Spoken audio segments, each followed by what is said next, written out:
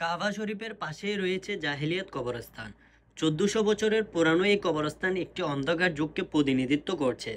ইসলাম প্রচারের আগে আরব দেশে প্রথা অনুযায়ী কন্যা শিশুদের জন্মের পরেই এখানে জীবিত কবর দেওয়া হতো।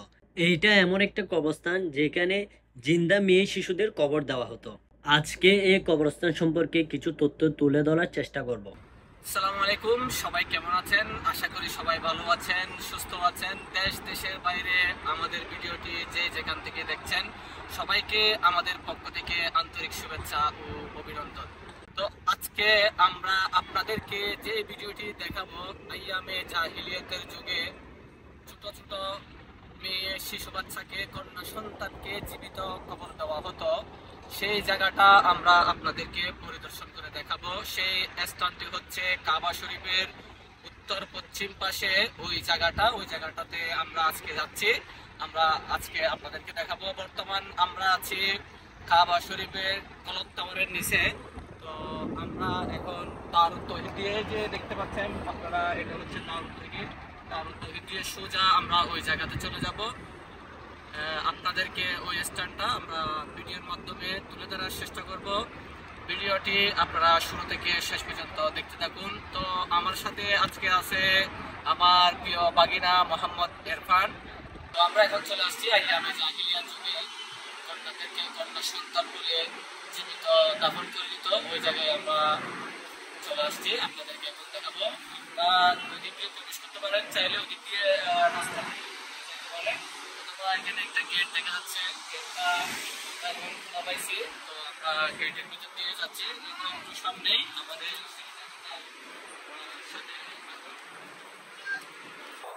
এই সেই স্থান যে জায়গাটার মধ্যে কন্যা সন্তানদেরকে জীবিত খবর দেওয়া হতো বা ফাঁদর মেরে ফেলতো। এই সেই স্থান ভিডিও এখন সব জায়গায় পাথর দেওয়া, এরকম কোনো নিদর্শন নাই। এই যে একটা আপনারা গর্ত দেখতে পাচ্ছেন,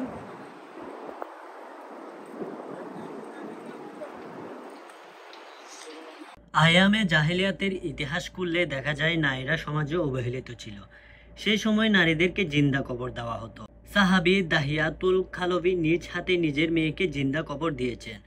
দাহিয়াতুল কালবি মুসলমান হওয়ার পর রাসূল সাল্লাল্লাহু আলাইহি ওয়াসাল্লাম তাকে বললেন, তুমি মুসলমান হয়েছ, আল্লাহ পাক তোমার সব গুনাহ মাফ করে দিয়েছে। সাহাবী দাহিয়াতুল কালবি দুই চোখের পানি ছেড়ে দিয়ে বলেন, হে রাসূল সাল্লাল্লাহু আলাইহি ওয়াসাল্লাম, সব গুনাহ মাফ হতে পারে কিন্তু একটি গুনাহ আমার মাফ হবে না।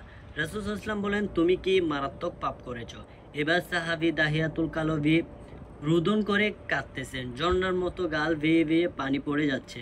চোখের পানিগুলো ছেড়ে দিয়ে এতিমের মতো কাঁদেন আর বলেন, হে আল্লাহর রাসূল সাল্লাল্লাহু আলাইহি ওয়াসাল্লাম, আমি যখন সফরে যাই তখন আমার স্ত্রী গর্ভবতী ছিল। আমি যাওয়ার সময় বলে গেলাম যদি আমার মেয়ে সন্তান হয় তাকে জিন্দা কবর দিয়ে দিবে, কিন্তু আমার স্ত্রী সন্তানের মায়া তাকে বড় করে তোলেন। আমি সফর থেকে 4 বছর পর বাড়ি এসে দেখি একটি মেয়ে আমাকে আব্বু আব্বু বলে ডাকছে। আমি স্ত্রীকে জিজ্ঞেস করলাম, কে এ মেয়ে? স্ত্রী বয়ে বয়ে জবাব দেয়, এ মেয়ে তোমার মেয়ে। আমি স্ত্রীকে ধমক দিতে লাগলাম, কেন এই মেয়েকে ছোট কালে জিন্দা কবর দেয়নি? সে বলে, স্বামী তুমি নজর করে দেখো, তোমাকে আল্লাহ তাআলা যেমন সুন্দর করে বানিয়েছেন তোমার মেয়েকে আল্লাহ পাক তোমার মতো সুন্দর করে বানিয়েছে, সেই জন্য আমি তার নাম রেখেছি জামিলা। এত সুন্দর মেয়েকে আমি কেমন করে জিন্দা কবর দেব? রাতে যখন বিছানায় ঘুমাতে গেলাম, বিছানায় মেয়েটা আমাকে আব্বু বলে একবার আমার দিকে ফিরে, আম্মু বলে তার মায়ের দিকে ফিরে। জামিলার উপর আমার মায়া হলো। আমি চিন্তা করতে লাগলাম, এত সুন্দর মেয়ে কি করে আমি জিন্দা কবর দিব? কিন্তু পরক্ষণে মনে জাগলো, সমাজে আমি বন্ধু বান্ধবকে কি জবাব দিব? তারা তো আমাকে উপহাস করবে। আহা, কি ঘৃণার কথা, মেয়ের বাপ হয়েছি। তখন মনে মনে সিদ্ধান্ত নিলাম, আগামীকাল সকালে আমি পাহাড়ের কিনারে গর্ত করে মেয়েকে জিন্দা কবর দিব। সকালে উঠে স্ত্রীকে বললাম, জামিলাকে গোসল করিয়ে কিছু খাওয়াইয়ে দাও, জামিলাকে নিয়ে বেড়াতে যাব। আমার স্ত্রী মেয়েকে গোসল করাইয়ে নতুন জামা পরিয়ে দেয় এবং জনমের মতো 2 লুকমা খানা তার মুখে দিয়ে দেয়। আমি মেয়েটাকে নিয়ে রওনা হলাম। হে রাসূল সাল্লাল্লাহু আলাইহি ওয়াসাল্লাম, আমি বহু দূরে পাহাড়ের পাশে গিয়ে গর্ত করতে লাগলাম। গর্ত করার সময় মাটির ছোট ছোট টুকরো আমার দাড়ির উপরে এসে লেগে যায়। আমার জমিলা আমার পাশে দাঁড়াইয়া নিজের হাতে দাড়িগুলো সাফ করে আর বারবার বলে, বাবা এটা কিসের গর্ত? এ গর্ত কার জন্য করছো? আমি জামিলাকে বললাম, তুমি দূরে গিয়ে খেলা করো। আমি মনে মনে বললাম, কিছুক্ষণ পর তুমি বুঝতে পারবে এটা কিসের গর্ত।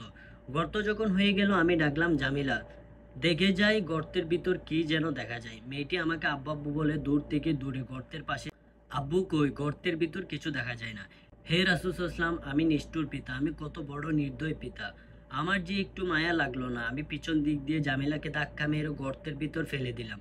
গর্তের চারিদিকের পাথর ও মাটি যখন চাপা দিতে থাকে, জামিলা আমার দিকে নজর করে বলে, আমি বারবার মায়ের কাছে বলতাম, মা আমার আব্বা কবে আসবে। আমি সবসময় তোমাকে এক নজর দেখার জন্য এবং একবার তোমাকে বাবা বলে ডাকার জন্য অস্থির থাকতাম।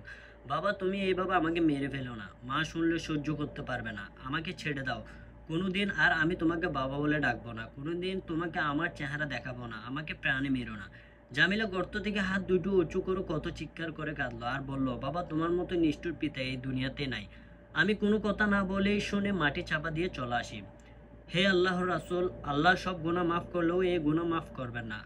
আজও আমি প্রতি রাতে জামিলার সেই ডাক, বাবা আমাকে বাঁচাও বলে চিৎকার আওয়াজ শুনতে পাই। তখন রাসূল সাল্লাল্লাহু আলাইহি ওয়াসাল্লাম বললেন, ওহে দাহিয়াতুল কালবি, শুনো, তুমি যেই দিন ওই অন্যায় পাপ কাজ করেছ তখন তুমি কাফির ছিলে, তুমি না বুঝে এই পাপ কাজ করেছ। আজ যখন তুমি মুসলমান হয়েছ, কালেমা পড়েছ, আমার সাহাবী হয়েছ, ইসলামের সুশীতল ছায়ার নিচে আশ্রয় নিয়েছ, আল্লাহ রাব্বুল আলামিন এত বড় অন্যায় পাপ কাজ তোমাকে ক্ষমা করে দিয়েছেন, যেহেতু তুমি পড়েছ লা ইলাহা ইল্লাল্লাহ মুহাম্মাদুর রাসূলুল্লাহ। কোরআনে আল্লাহ পাক বলেছেন, যা কিছু আসমান ও জমিনে রয়েছে সবই আল্লাহর। তিনি যাকে ইচ্ছা ক্ষমা করবেন, যাকে ইচ্ছা আবার দান করবেন, আর আল্লাহ হচ্ছেন ক্ষমাকারী, করুণাময়। আল ইমরান 129 নম্বর আয়াত। আমরা এখন হেরামের উত্তর পশ্চিম পাশে চলে আসছি।